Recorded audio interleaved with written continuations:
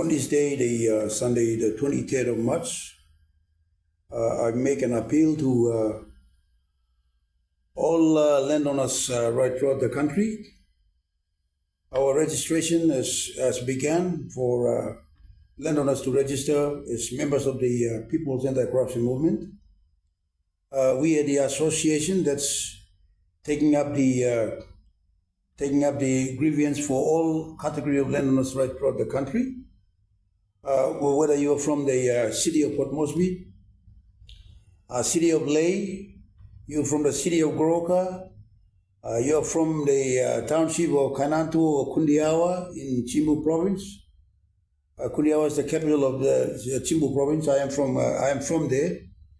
Whether it's Mount Hagen people of the city of Mount Hagen, township of Mendi, Tari and Waibak, and elsewhere across to Vanimo, to Wewak, to Medang, and to Kimbe, over to Rabaul and Kokopo, and every other town and city in this country, including all mining leases from Oktedi to Krumbakari in Medang, Ramu Nickel Mine.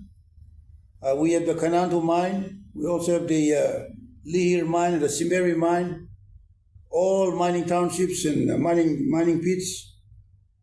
We're also talking about hydroelectricity projects such as the Yonki Dam in Ramu and of course our local Siranumbu Dam, which is the oldest dam in this country. Landowners have been starved of the benefit by what I consider as fraudulent British laws or deceitful British laws that had annihilated the rights of the Indigenous people by trickery, of course. They had used the English language that no one had understood. And they had the Indigenous landowners to sign away the rights to valuable land that they could have made a life from and have gone miserable. And I know instances like the Motuans in the city of Port Moresby.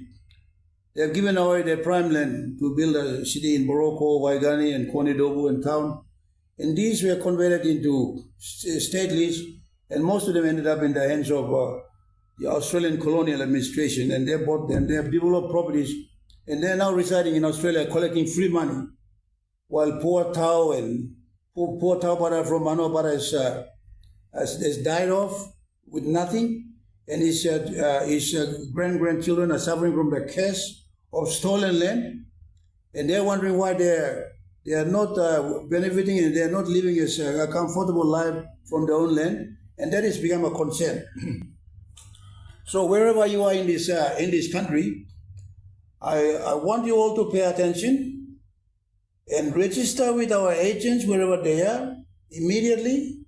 Registration to the membership of People's Anti-Corruption Movement is only 5 kina. We've got our billboards right throughout the city in the villages like Anwabara, Tatana. We've got it at Korobosea, Pari, and elsewhere. We've got it in the streets in Morocco, and we've got one here at the Granville where I'm making this broadcast, the Granville Hotel, of course. And we want landowners to solidify and be united. Our main cause of grief is that we have been denied and deprived with unfair practices at that point in time. Since 1883, when this country was annexed by the British and declared a protectorate British protectorate, we have lost our land rights. And we've been marginalized from progressing as a people. And what we are calling for now is fair compensation for the denial of our rights over the last 140 years. And the same goes right across the country. And the same goes for people in mining areas and oil and gas areas. You talk about Kutubu oil wells, you talk about Moran and Gobe, you're talking about Heights gas. People have been denied their rights to equitable participation because of the laws, defective, fraudulent British laws that had made us to suffer. And the same goes for all land that's been extracted or taken for water resources like Shironumu Dam. You have the Yonki Dam, and maybe the Kagul Hydro Dam or the Okmenga River Dam in Kiunga. These are projects that the landowners are given no consideration at all. And thus we have come this far. On our 50th anniversary, the People's Anti-Corruption Movement, which I am president of, we have declared that justice must prevail and the rule of law must return. And we are going to do away with these barbaric, glam-grabbing British laws. We're going to restore, we're going to pay full compensation to all landowners across the country. And we're going to make sure that the land rights are restored to the indigenous landowners so that the future generations do not miss out on the benefits of the land. I think we've got we've learned about the New Zealand Maoris and the Waitangi Treaty. We've learned about the Fijians and the land treaties. We're the only country that have been covered with a veil, and we have not seen our rights, and we've missed out big time. And now we are letting the members of our elected leaders know that laws are not made in Canberra. Neither are they made in the Westminster Abbey in London. They're not made in Washington, D.C. Laws are made in Waigani, at the Waigani National Parliament. And the lawmakers are the 109 members that we have elected to represent us.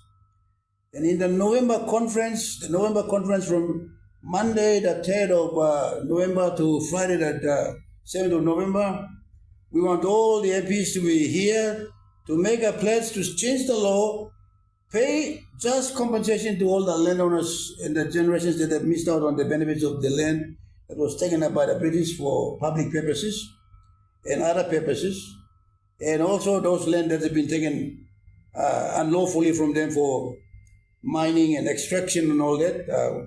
All these mines were found in Samarai, but we know that a lot of alluvial mine and the Waublolo gold was used to build Sydney, Australia, and was not used to build Waublolo. So we are calling on all category of landowners across the country to come forward, make inquiries. We've got our Facebook page going on. We've got our WhatsApp pages going on. We want you to participate. We want you to register with the People's Anti-Corruption Movement as soon as you can, so that we can file an application in the court of law that just compensation must be paid to all those generations that have lost out on the gainful benefit of the land. With that also, we will be putting to Parliament amendments to the existing laws that all land now must return back to the customary landowners for the future generations to benefit. Whether it's Port Moresby, Lae, Rabaul, Goroka or Hagen, the land must be returned back to the custodian of the indigenous tribes that owned the land prior to independence and the arrival of the colonial masters.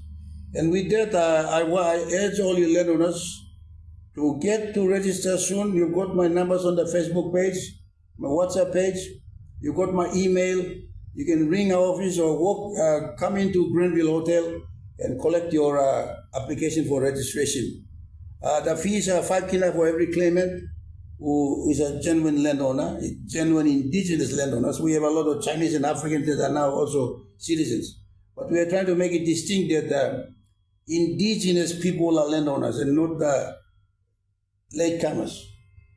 So with that, I thank you all for watching me today. John Endemongo Kua, speaking from the Granville Conference Center. Thank you.